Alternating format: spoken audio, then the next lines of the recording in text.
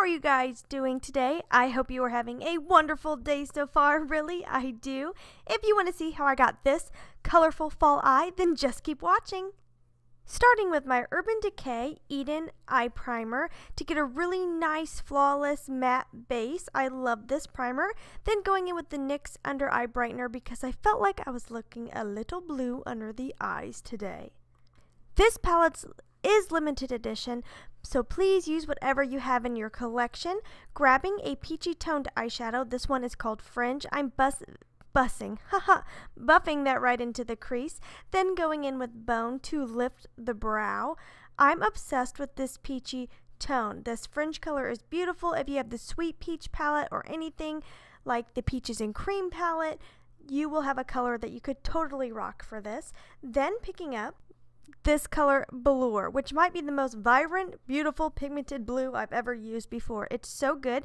I'm laying it down on the outer thirds with a flat concealer brush and just packing on the pigment.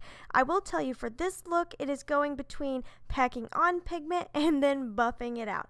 It's just a back and forth until I get that desired pigmentation and the desired softness around the edges.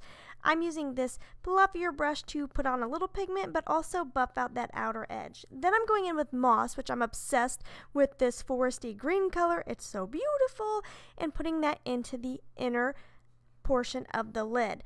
I'm going between the Velour and Moss and trying to blend them together so there's more of a seamless transition from one shade to the next.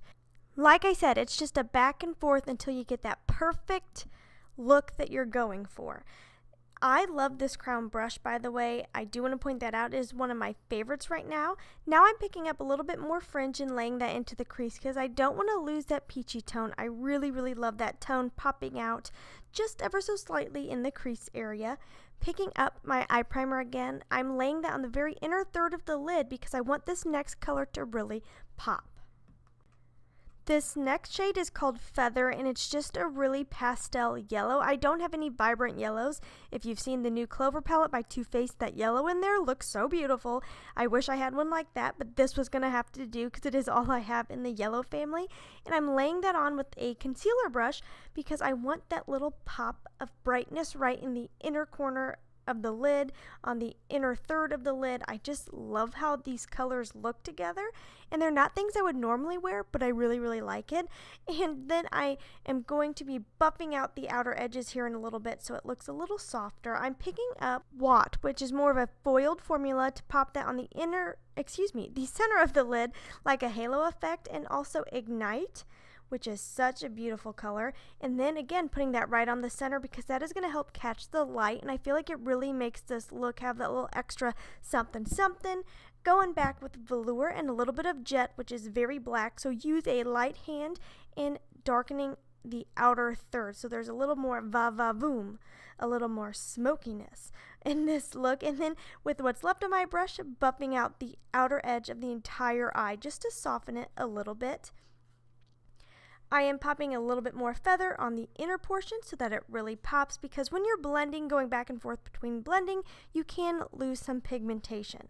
Grabbing my Marcel eyeliner in, I believe it's called Indigo, just any blue eyeliner will work, popping that onto the lower lash line to prep for applying eyeshadow.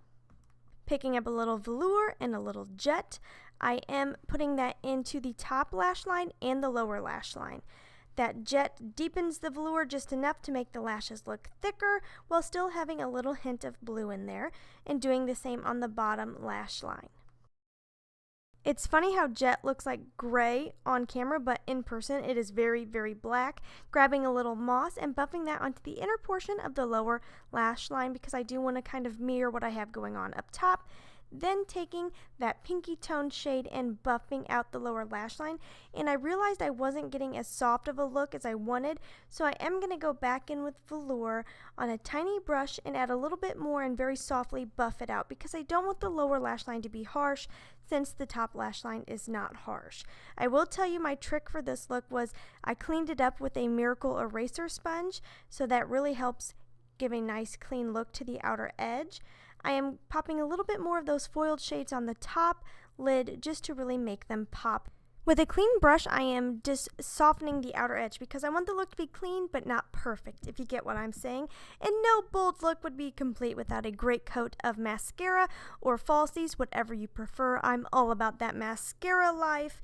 The final step to this is Makeup Geek Electrify. It has just the perfect amount of yellow undertone that it works so well with that inner corner. I really hope you guys enjoyed this look. I love how it turned out. I love playing with color.